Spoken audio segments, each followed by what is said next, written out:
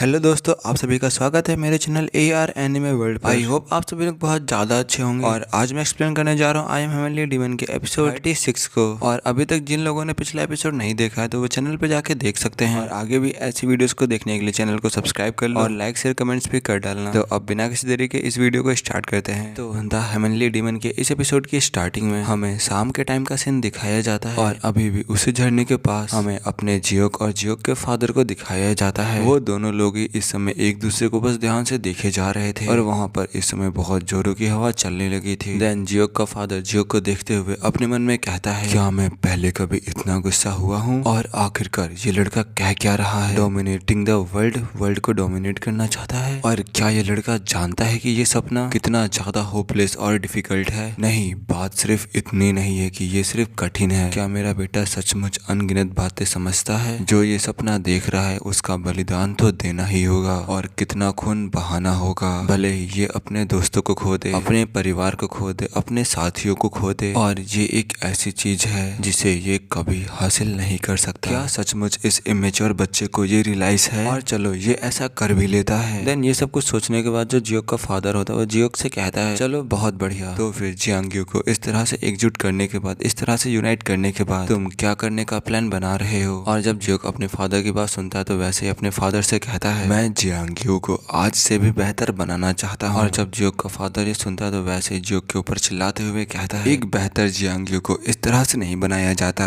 और जो तुम कह रहे हो कि तुम बेटर जियांग्यू को बनाना चाहते हो, ये कभी भी एग्जिस्ट नहीं कर सकता। इससे बेहतर कोई जियांग्यू नहीं है। क्या मैं अंदर ही अंदर इस तरह से सोच रहा हूँ? क्या मैं बदल गया हूँ? क्या मैं बूढ़ा हो चुका हूँ? इस समय मुझे ऐसा लग रहा है कि मेरे दिल की गहराई में कोई एक ऐसी आवाज है जो कि मेरे दिल की गहराई में फुसफुसा रही है। और वो 20 इयर्स ओल्ड नौजवान ग्रैंड मास्टर, अब उसका कोई भी एग्जिस्टेंस नहीं है। और जब जियोक का फादर ये सब कुछ अपने मन में सोच रहा था, इस समय जो अपना जियोक था वो बस शांति से अपने फादर को देखे जा रहा था। देन वैसे ही ये सब कुछ सोचने के बाद जो जियोक का फादर होता है वो अपने बेटे से कहता है, एक बेटर जियांग्यू किसी के द्वारा क्रिएट नहीं किया जा सकता, किसी के द्वारा बनाया नहीं जा सकता। ये जियांग्यू धीरे धीरे करके बेटर होगा और ये जियांग्यू तब बेटर होगा जब लोग अपने रूल्स को निभाएंगे और ऑनर और राइटियसनेस के साथ अपने जीवन को व्यक्त करेंगे। तब जाकर के ये जियांग्यू अच्छा बन पाएगा और भी ज्यादा बेटर बन पाएगा। और जब जियोक अपने फादर की बात सुनता है तो वैसे ही उनकी बात को काटते हुए कहता है, लेकिन कोई भी बिल्कुल भी उस तरीके से नहीं जीता। और अब आप ही बताओ, क्या कोई इस तरीके से जीता है जैसे कि आप बता रहे हो मुझे? और जब जियोक का फादर ये बात सुनता है तो वो भी बस ध्यान से अपने बेटे को देखता रह जाता है। देन वैसे में जियोक के पैरों को दिखाया जाता है, जो कि एक साइड अपने पैरों को मोड़ लेता है और फिर वहां से जाने लगता है और जाते हुए अपने फादर से कहता है, मैं यहाँ से पहले निकल रहा हूँ। और ये कह करके जियोक जो होता है वहां से जाने लगता है। और जो जियोक का फादर होता है वो वहां पर बस खड़ा रह करके बस अपने मन में कुछ सोचता रह जाता है। और फिर वैसे ही एक आखिरी बार आसमान की तरफ देखता है और आसमान की तरफ देख करके कुछ याद करता है। और अब इसी के साथ यहीं पे सीन कट होता है और अब हमें किसी को स्वॉर्ड को चलाते हुए दिखाया जाता है। और ये कोई और नहीं, ये होता है उस रेस्टोरेंट का मालिक। और इसे और इसकी फैमिली को अपने जियोक ने उन सभी लोगों से बचाया था जो लोग उनसे कर्ज वसूल करने आए थे। जियोक ने उन सबको मार डाला था। और इस टाइम पर अभी वही जो रेस्टोरेंट का ऑनर था वो इस समय स्वॉर्ड्समैनशिप को परफॉर्म कर रहा था। और दूर खड़े होकर के जो अपने जियोक और मयूंग थे वो लोग भी इस स्वॉर्ड्समैनशिप को परफॉर्म करता हुआ देख रहे थे। देन उस आदमी को स्वॉर्ड्समैनशिप को परफॉर्म करते हुए देखते हुए जो मयूंग होता है वो जियोक से कहता है, जो मास्टर संग है वो बहुत ज्यादा ही हार्ड ट्रेनिंग कर रहे हैं। देन वैसे ही जियोक भी कहता है, इसे बहुत ज्यादा ही समय हो गया स्वॉर्ड को निकाले हुए, तो इसीलिए जरूरी ये अपने आप से फाइट कर रहा होगा जिससे कि वो अपने पुराने वाले इंसान को वापस ला सके जो कि वो पहले था। ये जरूर इस पर अच्छी तरीके से काबू पा लेंगे। और जब मयूंग जियोक की बात सुनता है तो वो भी हल्की सी स्माइल करता है। देन दोबारा से जियोक मास्टर संग को देखते हुए कहता है, भले ही 3 हेड फैक्शन खत्म हो चुका है लेकिन मैंने इनकी फैमिली की सुरक्षा के लिए किसी को भेज दिया है। सॉरी, ये मयूंग बोल रहा होता है। देन मयूंग दोबारा से जियोक से कहता है, और जैसा कि आपने ऑर्डर दिया था मैंने उसके हिसाब से 50 मार्शल आर्टिस्ट को हायर कर लिया है। और जब जियोक मयूंग की बात सुनता है तो मयूंग से कहता है उनके साथ कैसा व्यवहार किया जा रहा है, उन्हें बेस्ट ट्रीटमेंट को ऑफर किया जा रहा है। देन दोबारा से जियोक कहता है, बहुत बढ़िया, अगर वो लोग रिसीव करते हैं 10 यांग को तो फिर वे 10 नियांग के बराबर मार्शल आर्टिस्ट बन जाते हैं। और अगर वे रिसीव करते हैं 100 यांग को तो फिर वो वो लोग बन जाते हैं 100 यंग के बराबर के मार्शल आर्टिस्ट। और मेरा मानना यह है कि जो मास्टर सेंग है वो उन्हें दोबारा से राइज करेंगे इलाइट तक, उन्हें टॉप पर लेकर जाएंगे। और अभी भी बहुत कुछ तैयार करने को है, लेकिन धीरे धीरे हम फाउंडेशन को बना रहे हैं, दीवार को धीरे धीरे बना रहे हैं। और जबकि जो नॉर्थर्न हेवन सुप्रीम फैमिली है और जो साउथर्न पीक अलायंस है अब आपस में क्लैश कर रहे हैं, आपस में भिड़ रहे हैं। और हम वुहान से शुरू करके डिवोवर करना शुरू करेंगे, खाना शुरू करेंगे। और ऐसा लग रहा है कि चीजें फैंटम स्लॉटर सेक्ट से शुरू होंगी। और अब यहीं पे सीन कट होता है। अब हमें किसी को साउथर्न पीक अलायंस के सक्सेसर की पेंटिंग के ऊपर कोई चाकू मारते हुए कहता है, आखिरकार किस बेवकूफ ने इस टाइप की रिक्वेस्ट को सेंड किया है। और ये कोई और नहीं फैंटम स्लॉटर सेक्ट का लीडर बोल रहा होता है। देन दोबारा से फैंटम स्लॉटर सेक्ट लीडर बोलता है, अगर हम लोग साउथर्न पीक अलायंस के सक्सेसर को मार डालते हैं तो हमारा काम भी हो जाएगा। और क्या वे नहीं जानते कि जियांगयू में कभी भी कोई रहस्य छिपा नहीं रह सकता। लेकिन वैसे ही उनमें से कोई आदमी कहता है, लेकिन यहाँ पर एक प्रॉब्लम है। जब हमने इस रिक्वेस्ट के सोर्स पर ध्यान दिया, जब हमने इस रिक्वेस्ट की जांच पड़ताल की कि आखिरकार इस रिक्वेस्ट को किसने भेजा है, देन वैसे ही सेक्ट लीडर कहता है, क्या जिसने इस रिक्वेस्ट को भेजा है क्या उसने कोई रिसोर्स भी छोड़ा है निशान का। देन वैसे ही वो आदमी बताता है सेक्ट लीडर को, जिस लड़के ने रिक्वेस्ट को भेजा है वो कोई और नहीं बल्कि the northern heaven supreme family का सक्सेसर है, जिसका की नाम इम हैगी है। और जब फैंटम सेक्ट लीडर ये बात सुनता है तो वैसे चिल्लाते हुए कहता है कि हम उस इमेच्योर बेवकूफ की लड़ाई में फेंक दिए गए हैं, और या फिर वो अपने ग्रैंडफादर के वजह डेमेंशिया से पीड़ित है। और जब वो आदमी ये सब कुछ बोल ही रहा था, वैसे ही वहाँ पर बैठे सभी लोगों को बहुत ज्यादा ही प्रेशर महसूस होता है और सभी लोग बस एक तरफ ही देखने लगते हैं। इसमें सभी लोग सामने के एंट्रेंस की तरफ देखने लगे थे, जहाँ से सभी लोग अंदर बाहर जाते हैं। वैसे ही जो वो एंट्रेंस का दरवाजा होता है वो हल्का सा ओपन होता है। फिर वैसे ही एक बूढ़ा आदमी उस दरवाजे को खोल करके अंदर की तरफ आने लगता है। और जब फैंटम सेक्ट लीडर उस बूढ़े आदमी को देखता है, उस आदमी को ध्यान से देखते हुए अपने मन में कहता है, ये एक मास्टर है और हमारे सेक्ट के अंदर बहुत ज्यादा ही कड़ी सुरक्षा है। लेकिन ये आदमी फिर भी यहाँ तक पहुँच आया, वो भी बिना किसी के चीख निकले। हमें थोड़ा सा भी एहसास नहीं हुआ कि ये आदमी बाहर के लोगों से निपट कर कब यहाँ पर अंदर आ गया। इस समय जो वो बूढ़ा आदमी था वो बहुत ज्यादा ही एनर्जी को अनलीस्ट कर रहा था, उसके शरीर से बहुत ज्यादा ही किलिंग इंटेंट निकल रहा था। और जब फैंटम स्लॉटर सेक्ट लीडर उसे देखता है अंदर आते हुए, तो वैसे ही फैंटम स्लॉटर सेक्ट लीडर उस बूढ़े आदमी से कहता है, क्या मैं आपसे पूछ सकता हूँ कि आप कहाँ से आए हो। इस समय जो वो बूढ़ा आदमी था वो चल करके उनके पास पहुंच चुका था, जस्ट उनके टेबल के सामने आकर के खड़ा हो चुका था। और फिर वैसे ही वो बूढ़ा आदमी अपनी आंखों को बंद करते हुए कहता है, मैं साउथर्न पीक अलायंस से हूँ, मैं साउथर्न पीक अलायंस से यहाँ पर आया हूँ। और जब सभी लोग वहाँ पर ये बात सुनते हैं तो सभी लोग बहुत ज्यादा ही हैरान हो जाते हैं और बस ध्यान से हैरानी में उस आदमी को ही देखने लगते हैं। इस समय जो फैंटम स्लॉटर सेक्ट लीडर था वो भी बस हैरानी में उसे देखते हुए अपने मन में कहता है, हे भगवान, क्या इसका मतलब ये है कि जो ये खबर है क्या साउथर्न पीक अलायंस तक पहुंच चुकी है। देन दोबारा से हमें उसी बूढ़े आदमी की तरफ दिखाया जाता है, जो कि दोबारा से उन सब से कहता है, मैंने सुना है कि तुम्हें एक रिक्वेस्ट मिली है।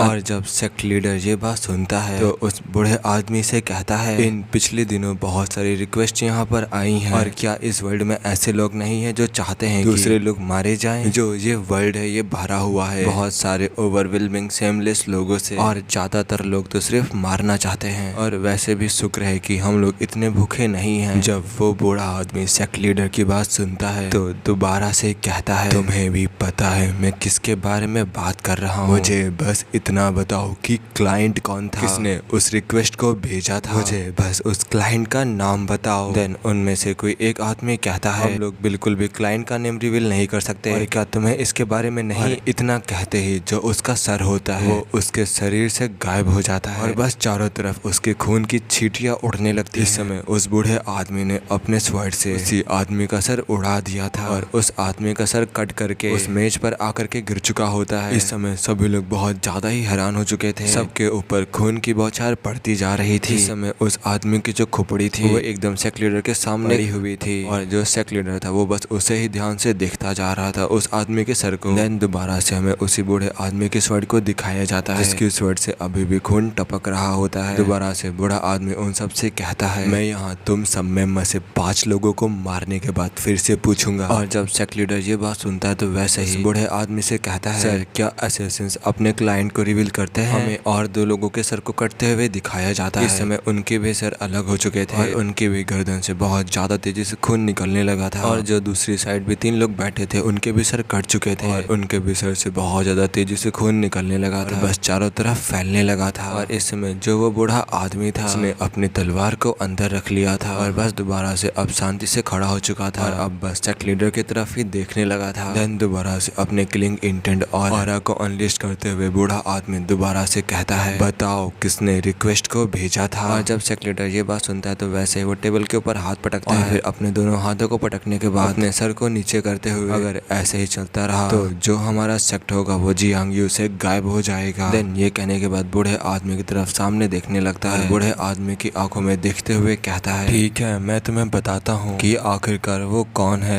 बूढ़ा आदमी भी उसकी आंखों में देखने लगता है। देन वैसे ही सेक्ट लीडर बताता है, जिसने हमें रिक्वेस्ट भेजी थी वो क्लाइंट इम हैगी है, नॉर्थर्न हेवन सुप्रीम फैमिली का इम हैजी। और अब वैसे यहीं पे सीन कट होता है। अब हमें रात के अंधेरे में एक जंगल का सीन दिखाया जाता है और वहीं पर इम हैजी भी होता है और वो इस समय नीचे की तरफ देख रहा होता है और जिस तरफ वो देख रहा होता है जस्ट उसके सामने वही बंदा मरा हुआ होता है जिसने इम हैजी को एसोसिनेशन के लिए भड़काया था। देन वैसे ही जो इम हैजी होता है अपने हाथों में एनर्जी को गैदर करते हुए कहता है, मैंने केवल एक ही व्यक्ति से बात की है जो कि बाइकसेंगी कमीशन के बारे में जानता है, तो इसीलिए अब जो ये मैटर है ये हमेशा के लिए एक रहस्य बन के रह जाएगा। ये कह करके जो इम हैजी होता है वो उस आदमी को जमीन के अंदर गाड़ देता है अपने पावर्स की मदद से और उस आदमी के ऊपर मिट्टी डालते हुए कहता है अपने मन में, अब मैं आराम से उस कमीने जियोक लीग्यून की मौत का इंतजार कर सकता हूँ। जब वो ऐसे मिट्टी को डाल रहा था और जब ये सारी बातें अपने मन में सोच रहा था वैसे ही वहाँ पर कोई आते हुए कहता है, आखिरकार तुम बिना गार्ड के यहाँ पर अकेले कर क्या रहे हो। और जब इमेज ये आवाज सुनता है तो वो बहुत ज्यादा घबरा जाता है और ये सब कुछ बोला था अपने जियोक ने। इस समय अपना जियोक भी वहाँ पर पहुंच चुका था और एक जगह से खड़े होकर के ये सब कुछ देख रहा था जो कुछ भी इमहेजी कर रहा था। इस समय जो जियोक था वो बस ध्यान से इमहेजी को देखने लगा था और जब इमहेजी अपने जियोक को देखता है तो वैसे ही जियोक से कहता है, आखिरकार तुम्हें कैसे पता चला कि मैं यहाँ पर आऊंगा, आखिरकार तुमने ये कब पता लगाया। और जब जियोक ये सुनता है तो वैसे ही तो वो एक साइड देखने लगता है जहाँ पर वो आदमी गड़ा हुआ होता है और जब इमहेजी उसको ऐसे करते हुए देखता है तो वो भी अपने दांतों को पीसते हुए अपने मन में कुछ सोचने लगता है और फिर वैसे ही जियोक से कहता है, आखिरकार तुम्हारी असली पहचान क्या है। और जब जियोक इमहेजी की बात सुनता है तो वो भी हंसते हुए कहता है, क्या तुम उत्सुक हो रहे हो? वैसे मैं तुम्हें बता सकता हूँ कि मेरी पहचान क्या है, लेकिन फिर तुम्हें मरना होगा। और जब इमहेजी ये बात सुनता है तो वो घबराहट में अपने जियोक को देखने लगता है। देन दोबारा से अपने जियोक को दिखाया जाता है जो कि इस समय अपने पावर्स को अनलिस्ट करने लगा था और फिर अपने पावर्स को शो करते हुए वैसे ही दोबारा से इमहेजी से कहता है, क्या अभी भी तुम मेरी असली पहचान को जानना चाहते हो? और जिन लोगों ने यहाँ तक इस वीडियो को देख लिया तो है जल्दी से सब्सक्राइब कर दो क्योंकि ये वीडियो यहीं पे खत्म होती है और अब इसका जो नेक्स्ट एपिसोड है वो इसी हफ्ते सैटरडे तक आ जाएगा। तो फिर अब मिलते हैं इसके नेक्स्ट एपिसोड में, तब तक टाटा बाय बाय। सभी लोग अपना ख्याल रखना।